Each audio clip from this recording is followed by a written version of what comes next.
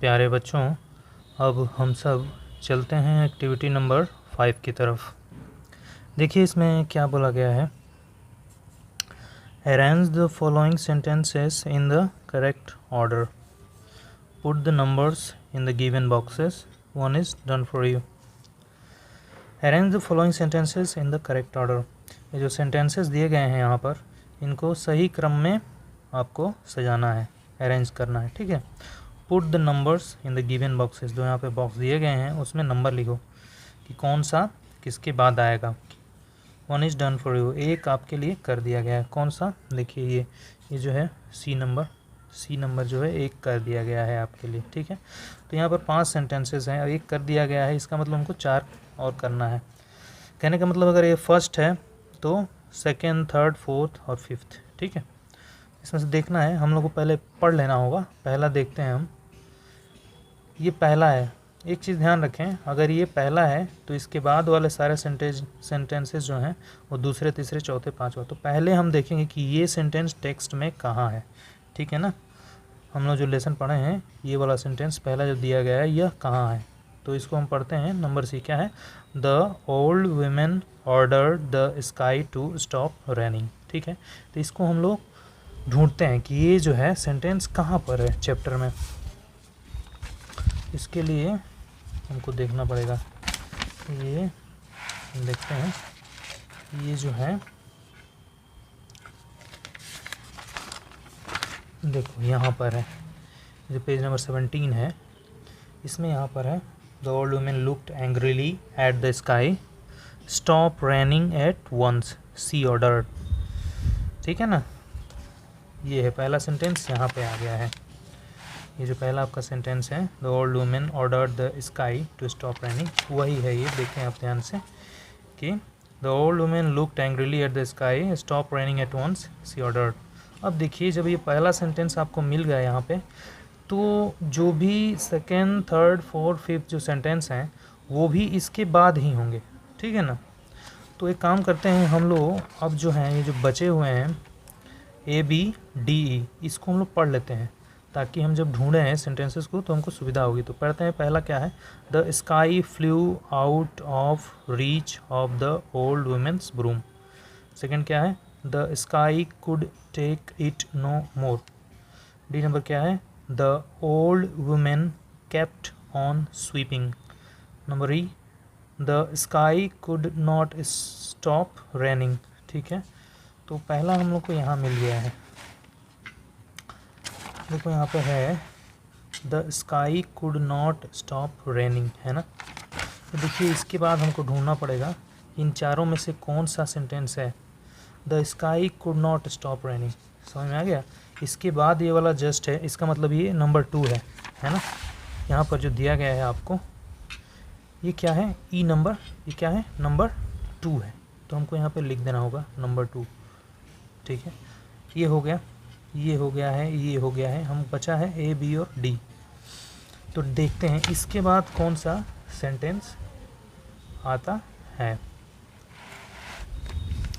His eyes were full of dust with all her sweeping। यहाँ पे कोई नहीं आ रहा है, इसमें यहाँ पे कोई भी सेंटेंस इसमें नहीं है ना।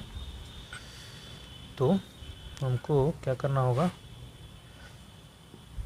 नेक्स्ट पढ़ना होगा। The sky flew out of the reach of the old women's broom, the sky could take it no more, और the old women kept on sweeping. तो हमको ढूंढना पड़ेगा, यहाँ पे देखते हैं हम लोग। She swept harder and harder, more and more dust flew up, the sky jumped out of her way, the sky flew out the reach of the old woman, he tried to avoid the dust sweeping, he pleaded. The old woman did not listen to his request, he kept on sweeping, she wanted to, the sky couldn't take it more, ठीक है। तो यहाँ पे है the sky jumped out of her way, ठीक है। The sky flew out of the reach of the old woman's room, कहने का मतलब है वही जो आसमान है वह बूढ़ी जो महिला थी उसके झाड़ू की पहुंच से दूर चला गया, ठीक है। तो यही होगा, the sky jumped out of our way, it try to avoid the dust. ठीक है, वो दूर उछलकर चला गया। तो कौन सा सेंटेंस है ये? तो हमने सेकंड नंबर दे दिया है, तो अब क्या आता है? थर्ड नंबर, थर्ड दे दिया हमने। अब बचा फोर्थ एंड फिफ्थ। अब देखो, the old women kept on sweeping और the sky could take it no more. ठीक है, तो अब देखें यहाँ पे आप, इसके बाद हम पढ़ते हैं यहाँ तक, जम्प्ड आउट ऑफ, ठीक है, stop running, please stop sweeping, he pleaded. The old women did not listen to his request, she kept on sweeping. ठीक है ना, देखो यहाँ पे है the old women kept on sweeping, इसका मतलब थर्ड मैंने लिख दिया है। तो अब क्या है? फोर्थ है। ये सेंटेंस क्या है? फोर्थ है, इसको भी टिक करते हैं। अब बचा लास्ट, तो यही फिफ्थ होगा। ठीक है, तो जो इसे हम फिफ्थ लिख देंगे। ठीक है, ये भी हो गया। देखो ये लास्ट में आप देख भी लो, the sky could take it no more. ठीक है ना, यहाँ भी लिखा है the sky could take it no more. तो प्यारे बच्चों, अब हम सब चलते हैं एक्टिविटी नंबर 6 की तरफ। एक्टिविटी नंबर 6 में देखिए, आपको कुछ क्वेश्चंस दिए गए हैं, उनका आंसर टेक्स्ट से देखकर लिखना है। जो लेसन है वहाँ से उनका आंसर देखकर लिखना है। तो देखिए क्या है, आंसर द फॉलोइंग क्वेश्चन, निम्नलिखित प्रश्नों के उत्तर दो। क्या है देखिए, इसमें क्वेश्चन जो है यहाँ पर आप बुक से देख लीजिएगा, इसका मैं सिर्फ आपको आंसर ये जो है आपके स्क्रीन पे दिख जाएगा अभी। तो ये जो पहला क्वेश्चन है उसको देखिए और उसका आंसर मैं आपको दे रहा हूँ, ये स्क्रीन पर आपके दिख जाएगा। तो पहला क्वेश्चन क्या है, why was the old women angry at the sky. जो बूढ़ी औरत थी वह आसमान पर क्रोधित क्यों थी? आसमान जो है क्रोधित उस पर बूढ़ी औरत क्यों थी? तो इसका आंसर ये होगा कि because sky had made rain on to the area old women had just swept. ठीक है ना, because sky had made rain on to the area the old women had just swept. कहने का मतलब है, आसमान पर गुस्सा वो इसलिए थी क्योंकि उसने अभी अभी जब जहाँ झाड़ू लगाया था जिस स्थान पर, वहाँ पर आसमान ने वर्षा कर दी, इसलिए वह आसमान पर क्रोधित थी, गुस्से में थी आसमान के ऊपर। ठीक है, अब है second question, What did the sky do to avoid the dust? धूल से दूर जाने के लिए आसमान ने क्या किया था? ठीक है, या धूल से दूर जाने के लिए आसमान ने क्या किया? तो इसका उत्तर ये है कि the sky jumped out of old woman's way. ठीक है ना, देखिए यहाँ पे इसका आंसर यहाँ पे आपको दिख जाएगा, the sky jumped out of her way. तो देखते हैं हम लोग सी नंबर क्वेश्चन क्या है, why did the women keep on sweeping. मतलब जो बूढ़ी महिला थी वह क्यों लगातार झाड़ू लगा रही थी? ठीक है ना, स्वीपिंग कर रही थी। ठीक है, वो लगातार क्यों झाड़ू लगा रही थी? इसका आंसर है कि because the old woman wanted to clean her हट।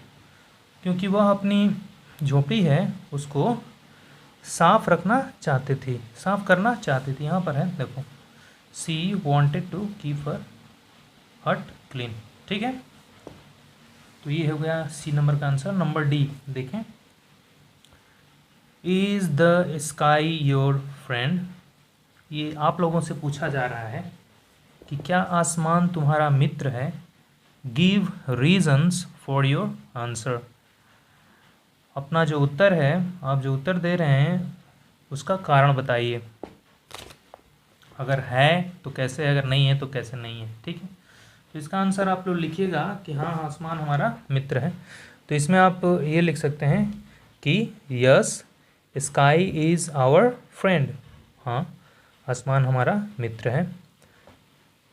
Because sky watches every one of us playing under it and smiles happily. देखिए आप चैप्टर के अनुसार अगर जाएंगे तो क्या है, यहाँ पे लिखा है कि the sky is still a friend to little children, ठीक है। From a distance he watches them play and smiles happily. मतलब अभी भी आसमान जो है बच्चों का मित्र है, बच्चों का दोस्त है। और कुछ दूर से from a distance he watches, वह देखता है, देम प्ले उन्हें खेलते हुए और खुश होकर मुस्कुराता है, ठीक है ना। तो इसलिए आप भी यही लिखें तो अच्छा रहेगा कि yes sky is our friend because sky watches every one of us, हम सभी को वह क्या करता है, देखता है दूर से। प्लेइंग अंडर इट, अपने नीचे खेलते हुए देखता है। और एंड स्माइल्स हैप्पीली, और खुशी से मुस्कुराता है, ठीक है।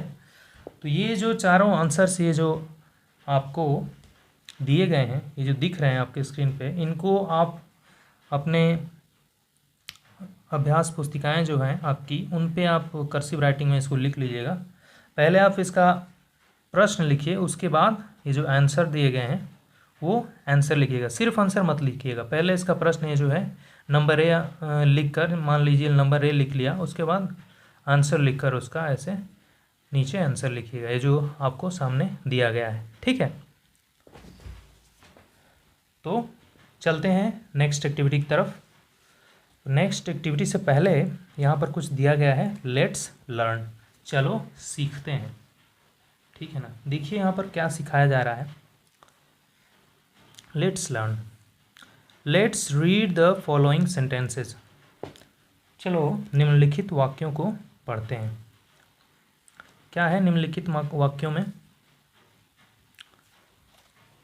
Mimi and Raju had not gone to bed yet. देखिए मीमी और राजू ब्लू से लिखा गया है, ठीक है ना, कुछ बात है तभी लिखा गया है। तो इसका अर्थ मैं बता दूं, मीमी और राजू अभी तक सोने नहीं गए थे, ठीक है ना। Had not gone to bed yet, अभी तक सोने नहीं गए थे, अभी तक बिस्तर पे नहीं गए थे। देखिए बोल रहा है कि note that in this sentence Mimi and Raju are the names of person. Mimi और राजू, आप ध्यान दीजिए कि इस वाक्य में, ये जो ऊपर का वाक्य है ये, इसमें मीमी और राजू ये क्या है, नेम्स ऑफ पर्सन, व्यक्तियों के नाम है, ठीक है ना। मीमी एक लड़की का नाम है, राजू एक लड़के का व्यक्ति का नाम है। तो व्यक्ति, देखिए आप यहाँ पे तो पूरा ठीक से बताया नहीं है, किसी भी व्यक्ति, वस्तु, स्थान या जगह जो है, किसी भी व्यक्ति, स्थान या वस्तु के नाम को हम लोग क्या कहते हैं, संज्ञा कहते हैं, नाउन। जो इसका मैं आपको नाउन, व्हाट इज़ नाउन, एक छोटा सा डिफिनीशन बता देता हूँ, फिर आपको जो है जब ये आप करेंगे तो आपको सहजता होगी करने में। तो ये आप, अच्छा ठीक है, एक काम करते हैं, ये देख लीजिए noun, what is noun. Noun देखिए, नाउन क्या है, a noun is the name of a person, place और थिंग।